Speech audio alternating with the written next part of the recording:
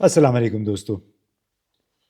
Supreme court में फ़ौजी अदालतों में सिविलियंस के ट्रायल के ख़िलाफ़ इंट्रा कोर्ट अपील पर समाअत के दौरान आज जस्टिस अज़हर रिज़वी और जस्टिस जमाल मंदोखेल ने 21वीं तरमीम और उसके बाद की होने वाली तरामीम में सियासतदानों के किरदार पर एक बड़ा सवाल उठा दिया। उसमें उन्होंने ज़ाहिर है बहुत सारे सवालात किए, आइन के हवाले से, आइन के आर्टिकल 8 की रोशनी में और फेयर ट्रायल के हवाले से। लेकिन जुमेरात के रोज़ जो समाअत हुई उसमें जस्टिस अज़हर रिज़वी ने अपने रिमार्क्स में पहले तो ये कहा कि नेचुरल जस्टिस में किसी को सुने बगैर सज़ा नहीं हो सकती। इसके बाद 21वीं तरमीम का ज़िक्र आया। 21वीं तरमीम में 2015 में जनवरी 2015 में ये तरमीम आई थी और उस वक्त फ़ौजी अदालतों के क़याम की तौसीक की गई थी। फ़ौजी अदालतें कायम हुई और बाद में इसकी सुप्रीम कोर्ट ने तौसीक भी की और इसके हवाले से फिर सितंबर में सुप्रीम कोर्ट ही ने फ़ौजी अदालतों के कुछ जो बुनियादी तौर पे फ़ौजी अदालतों में सिविलियन के ट्रायल को गैर कानूनी करार दे दिया था। आज यानी जुमेरात के रोज़ जो समाअत थी उसमें साबिक चेयरमैन सेनेट रज़ा रब्बानी का भी बराह रास्त और बिल वास्ता ज़िक्र आया। जब ख्वाजा हारिस जो कि वज़ारत दिफ़ा के वकील हैं, कई रोज़ से अपने दलाइल दे रहे हैं, मालूम नहीं जजों का भी बड़ा स्टेमिना है, उनके दलाइल सुनते चले जा रहे हैं। लेकिन उन्होंने जब कोई बात की तो उसके जवाब में फिर जस्टिस हसन अज़हर रिज़वी ने कहा कि साबिक सेनेट चेयरमैन ने न सिर्फ 21वीं तरमीम यानी फ़ौजी अदालतों के काम के हक़ में वोट दिया बल्कि उसके बाद आंसू भी बहाए। रज़ा रब्बानी के आंसू अब तारीख़ का हिस्सा हैं। अगर इस मौके पे फिर जस्टिस जमाल मंदोखेल ने कहा कि अगर रज़ा रब्बानी, नाम उन्होंने नहीं लिया लेकिन कहा कि उन्होंने वोट ना दिया होता तो वो एक ज़्यादा से ज़्यादा ये हो सकता था कि अपनी सेनेट की सीट से महरूम हो जाते। वो बिल्कुल जानते थे, बड़े कॉन्शियस थे कि वो क्या कर रहे हैं। शायद उनके आंसू इसके लिए नहीं थे बल्कि किसी और वजह से थे। जब जस्टिस ने यह भी कहा, जस्टिस जमाल मंदोखेल ने, कि जब उसूल सहूलत के सामने झुक जाते हैं तो आंसू भी एक अच्छी मशक की तरह लगते हैं। अब आपको याद दिलाते चलें कि 6 जनवरी 2015 को रज़ा रब्बानी ने सेनेट में तकरीर के दौरान कहा, जब 21वीं तरमीम पे वोटिंग का मरहला आया तो उन्होंने कहा कि अपने ज़मीर के ख़िलाफ़ मैं इस तरमीम के हक़ में वोट दे रहा हूँ। मैंने अपनी ज़िंदगी में इससे ज़्यादा शर्मिंदगी महसूस नहीं की। उन्होंने ये भी कहा कि मैं सेनेट में 12 साल से ज़्यादा अरसे से हूँ लेकिन इतना शर्मिंदा कभी नहीं हुआ जितना आज हूँ और मैंने अपने ज़मीर के ख़िलाफ़ वोट दिया। यानी उस वक्त ये बड़ी अजीब सी बात लगी थी कि आपका ज़मीर नहीं मान रहा, आपने आंसू भी बहा दिए, उसके बावजूद आपने महज सीट की खातिर, सेनेट की रुकनीत की खातिर वोट अपने ज़मीर के ख़िलाफ़ दे दिया। उन्होंने ये वजाहत की कि हमने जो वोट डाला वो पीपल्स पार्टी की तरफ से था, मेरी तरफ से नहीं था। और इस हवाले से देखिए कि उस वक्त भी पीपल्स पार्टी ने वही किरदार अदा किया था जो कि 26वीं तरमीम और उससे पहले होने वाली तरामीम के हवाले से इस पार्टी ने अदा किया है। मतलब मुसलसल अपना कंधा फराहम किया हुआ है पीडीएम की हुकूमत को हर उस काम के लिए जो कि अपोजिशन के ख़िलाफ़ जा रहा है, जो कि मिलिट्री एस्टेब्लिशमेंट के हक़ में जा रहा है। उस वक्त और भी कई अरकान असम्बली थे जो कि 21वीं तरमीम पर वोटिंग या उसके हक़ में वोटिंग के हवाले से नाखुश थे, लेकिन उन्होंने जो कि 18वीं तरमीम में कदगन थी कि आप पार्टी के ख़िलाफ़ वोट नहीं दे सकते, तो उन्होंने वोट दे दिया था।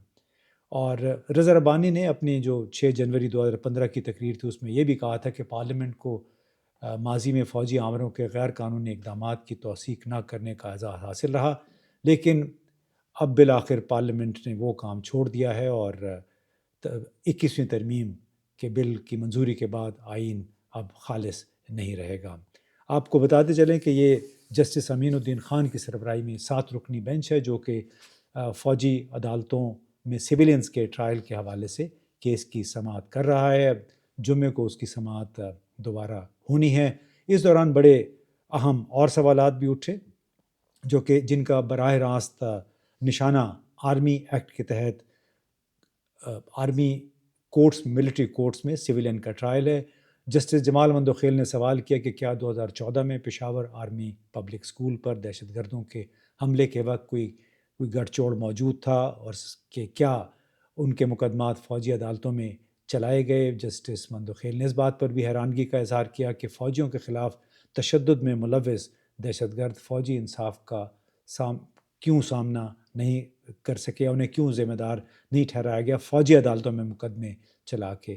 جسٹس مندوخیل نے جسٹس سید حسن اظہر کی طرف سے پہلے اٹھائے گئے ایک سوال کا بھی اشارہ کیا، اور سوال یہ تھا کہ 2009 کے GHQ پر حملے جو کہ TTP نے کیا تھا، یا پھر 2011 میں PNS مہران نیول ہیڈ کوارٹر پہ بھی ایک بہت بڑا دہشت گردوں کا حملہ ہوا تھا، اس میں جدید ترین نگرانی والے ایواکس کے اورائن طیارے تھے، وہ بھی تباہ ہو گئے تھے۔ ان کے خلاف فوجی عدالتوں میں مقدمہ کیوں نہیں چلایا گیا؟ پھر جسٹس رضوی نے حالیہ واقعہ بھی پیش کیا جس میں دہشت گردوں نے 17 افراد کو اغوا کیا جو پاکستان ایٹامک انرجی کمیشن کے لوگ تھے۔ بعد ازاں ان میں سے 8 کو رہا کر دیا گیا، اور کہا کہ افسران کو مذاکرات کے بعد رہا کر دیا گیا، لیکن اس قسم کے بہت سارے کیسز پہلے بھی ہوئے ہیں، تو کیا ان پہ مقدمات چلے یا نہیں چلے، اور فوجی عدالتوں میں چلے تھے یا دہشت گردی کی عدالتوں میں؟ اگر ان کے خلاف فوجی عدالتوں میں مقدمات نہیں چلے تو پھر PTI کے ارکان کے خلاف، مطلب سوال کا جو بنیادی مقصد تھا وہ یہ تھا کہ اگر دہشت گردی کے واقعات میں ملوث افراد کے خلاف مقدمات فوجی عدالتوں میں نہیں چل تو پھر PTI کے جو کارکن تھے، لیڈر تھے، ان کے خلاف کیوں مقدمات فوجی عدالتوں میں چلائے جانے کی خواہش کا اظہار کیا گیا ہے۔ اب یہ کارروائی ایک ایسے دن ہوئی جب PTI اور حکومت کے درمیان مذاکرات کا تیسرا سیشن ہوا، اور اس میں PTI نے بالآخر بڑی لیت و لال کے بعد اپنے تحریری مطالبات پیش کر دیے، اور اس میں مطالبہ پہلا یہ کیا گیا کہ سپریم کورٹ کے 3 ججوں پر مشتمل کمیشن بنایا جائے، ججوں کی تعیناتی تحریک انصاف اور حکومت کی باہمی رضامندی کے ساتھ 7 روز کے اندر اندر کی جائے۔ تحریری مطالبے میں یہ بھی کہا گیا کہ کمیشن بانی PTI یعنی عمران خان کی 9 مئی سے متعلق گرفتاری کی انکوائری کرے، اسلام آباد ہائی کورٹ میں رینجرز اور پولیس کے داخل ہونے کی انکوائری کی جائے، اور جو بانی PTI کی گرفتاری کے بعد 9 مئی کے واقعات کی CCTV فوٹیج ویڈیو کی تحقیقات بھی کی جائیں۔ آپ کو معلوم ہے کہ عمران خان بار بار مطالبہ کرتے رہے کہ ان واقعات سے متعلق 9 مئی کے واقعات سے متعلق جو CCTV فوٹیج ہے وہ کیوں غائب کر دی گئی ہے، وہ کہاں پہ ہے، اس کو ایک جوڈیشل کمیشن کے سامنے پیش کیا جائے۔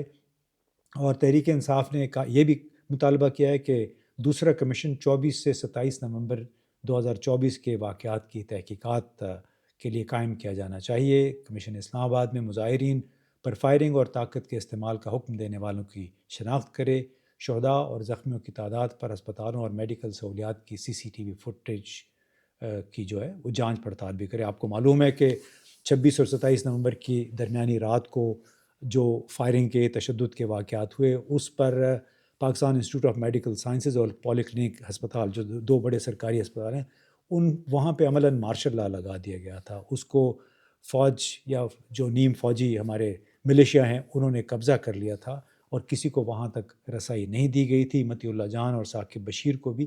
اسی لیے Pakistan institute of medical sciences کے باہر سے وقتی طور پہ گرفتار کر کے بعد رہا کر دیا گیا تھا، کیونکہ وہ بھی اس کھوج میں تھے کہ آخر ان ہسپتالوں میں کتنے زخمی لوگ پہنچے ہیں اور کتنے لوگوں کو گرفتار کیا گیا اور کتنے لوگ اس میں شہید ہوئے۔ تو یہ وہ مطالبات ہیں جو کہ PTI نے پیش کیے ہیں، اور کہا کہ جتنے بھی ذمہ دار لوگ تھے تشدد کے واقعات میں ملوث ان کی اب نشاندہی کی جائے۔ اب اس کے بعد عرفان صدیقی نے یہ کہا ہے کہ سینیٹر عرفان صدیقی نے حکومت کی طرف سے کہ ہم دیکھیں گے کہ 31 جنوری سے پہلے ہی ان کے جوابات دے دیے جائیں، اس سے پہلے کوئی معجزہ بھی ہو سکتا ہے۔ وہ معجزہ کیا ہے؟ کیا حکومت کی تبدیلی ہے؟ کیا حکومت کو اب کچھ شک ہو گیا ہے کہ ان کی یہ حکومت ختم ہونے والی ہے، ان کے دن گنے جا چکے ہیں، جس کی وجہ سے عطا طاہر صاحب نے آج ایک بہت ہی عجیب و غریب قسم کی پریس کانفرنس کی، اور ساتھ ہی ساتھ 3 دن کے بعد ظاہر ہے ڈونلڈ ٹرمپ حلف اٹھانے والے ہیں، تو کیا یہ بھی خوف ہے کہ واشنگٹن سے اگلے 3-4 دن کے اندر کوئی مطالبہ، کوئی بیان آ جائے گا جو کہ موجودہ حکومت پہ دباؤ کا سبب بنے گا. تو شاید اسی وجہ سے کچھ کسی صاحب نے یہ بھی کہا کہ اس حکومت کے اب دن گنے جا چکے ہیں. کس طرح گنے جا چکے ہیں ہمیں معلوم نہیں. کیا عمران خان اور اسٹیبلشمنٹ کے درمیان کوئی ایسی بات چیت ہے جس پہ پیش رفت ہو سکے، تحریری مطالبات کے نتیجے میں بات کوئی آگے بڑھ سکے؟ اگر تحریری مطالبات کے نتیجے میں بات آگے بڑھتی ہے تو اس کا مطلب ہے کہ اسٹیبلشمنٹ اب کوئی بات چیت کو تیار ہے ریلیف دینے کے لیے پی ٹی آئی کے چیئرمین کو اور پی ٹی آئی کے ان تمام رہنماؤں کو کہ جو اس وقت جیلوں میں ہیں جنہیں فوجی عدالتوں میں ٹرائل کا سامنا ہے. تو اگلے 3-4 دن بڑے سسپینسفل ہوں گے. دیکھنا ہے کہ اس کا نتیجہ کیا نکلتا ہے. بہت بہت شکریہ.